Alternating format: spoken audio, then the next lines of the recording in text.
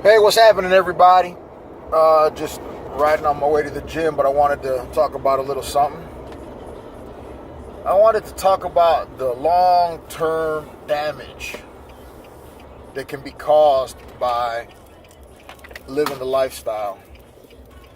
I was talking to a friend yesterday, but I had got some bad news the other day about a kid passing away in Aurora, and I didn't know the kid, but I did know his dad. And I'm going to share with you a little something, man, just so you can get a grasp of it, man. When we were growing up, this guy was literally one of the first members. And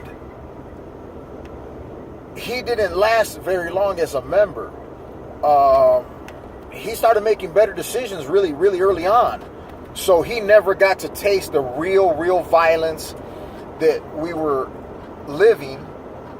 And he was a good guy, man. I mean, he was a friend back then. And although we haven't spoken in years and all that, you know, there's no reason for me not to consider him a friend. You know, we just hadn't spoken in years, but nothing ever happened to really break that friendship up or anything like that. So when I found out about it, it really hurt, man. It was like, dang, man, this dude walked away from the lifestyle, and at an early age, he went, got himself a job, found himself a woman. They had children. He got away from that lifestyle early, and somehow it found its way back into his life in the form of his child, his kid, 27 years old, somewhere along the way, decided he wanted to start living that life. And he passed away, man. He was murdered the other day. And it's like, man, you know,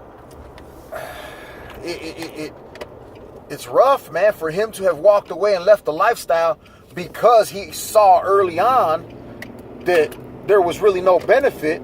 You know, it wasn't for him, yet his son stepped into it. And I was talking to a good friend of mine yesterday who he has two sons that are both in the military. And he made a statement to me, man, because we were talking about it, man, that we were both blessed.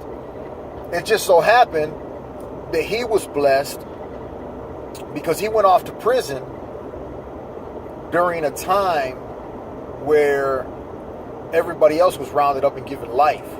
He didn't go to prison for life, but during that time he was gone, everybody else was rounded up and got life. And then a lot of guys died. So even though it was horrible, man, I mean, he did a lot of time, he counted it as a blessing. Also, one of the things that stuck out that he told me was, had he not left, his sons would have probably been raised seeing that lifestyle and may have also been attracted to it.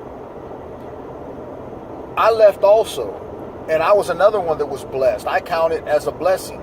I spent a lot of time in prison, and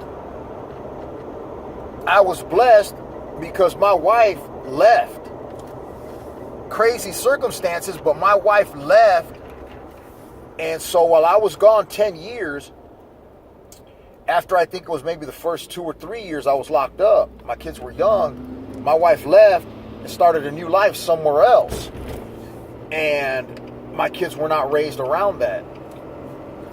So I've been blessed that they haven't been raised around that. But it's not to say that they're not going to see it, because I mean, I lived it, man, and it's part of my life and what I do now. They know what I do now as far as reaching out to kids and stuff like that. But they know that's a lifestyle that exists and it's real.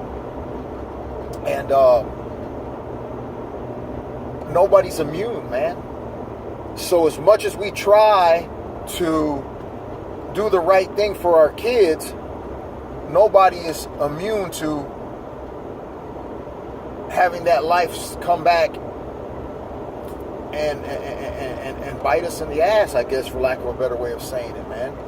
So it's very important, man, that, we think about our future early on, man. Kids got to think about their future early on. Is this something that they want to expose themselves to and then live this lifestyle? And then they go off and have kids, and the kids see the lifestyle they're living, and it's really hard to tell your kid, hey, man, I don't want you doing this, when you're doing the same thing, man. That's like when I was a kid, you would have somebody telling you, hey, man, you can do better for yourself, man. You need to get out of the hood. You need to go out there and try to do something good for yourself. And it's like, why the heck would I listen to you? You're right here with me in the hood, Sometimes they may have good intentions, but it's hard for that to seep through when they're doing the same thing. I mean, my dad used to drink. My dad used to sell drugs. My dad used to do drugs. So when my dad used to tell me, don't do this or don't do that because it's going to affect you in a certain way, I mean, it was hard for me to listen to that because it's like, shoot, you're doing the same thing. How are you going to tell me I can't do this or how bad it is when you're doing the same thing? And that's reality, man. So even if it's something that I don't do no more, I still have to worry about my kid thinking, well, you did it and you survived. And it's really, I mean, I try to tell people, man, I'm a miracle, man. I'm not the standard, man. I was blessed and able to make it out. But, I mean, leave it.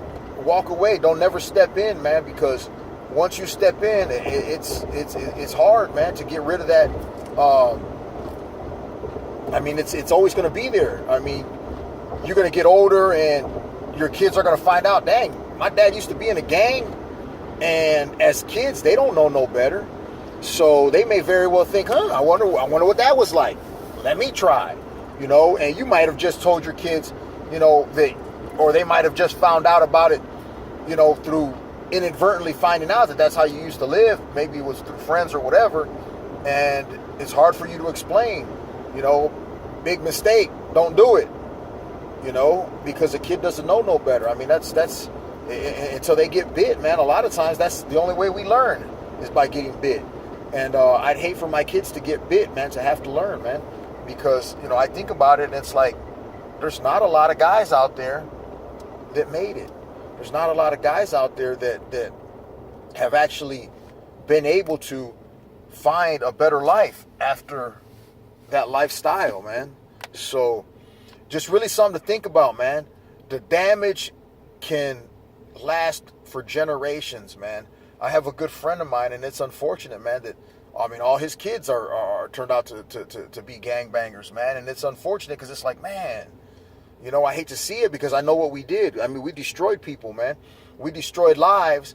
And now people that I care about, I'm watching it destroy their lives or their kids' lives or their family. And it's really no fault of their own, man. These kids are not at fault. Had we not been there, they'd have never known about it. Had we not been spreading that nonsense, they'd have never heard it. But somebody spreads the nonsense, and there's always an audience, man. So just really, man, think about it, man, in those terms, man, that the damage you cause now can span through generations, man. The decisions you make now can span for generations to come, man. It can affect generations to come. So just thinking about it and thought I'd share that with you, man. I hate to see, family of friends suffer for something that we started long, long ago, man. The wars that are going on out there are wars that we started when we were kids, man. And people are still suffering because of it, I can't take it back, but what I can do is I can tell you the truth, man. And I can tell you that it's nonsense, man. You need to stay away from it. But just wanted to share that with you, man. Nala with Word in the Hood, man. Keeping it real. There's nothing but destruction in that lifestyle. Thanks. Talk to you later.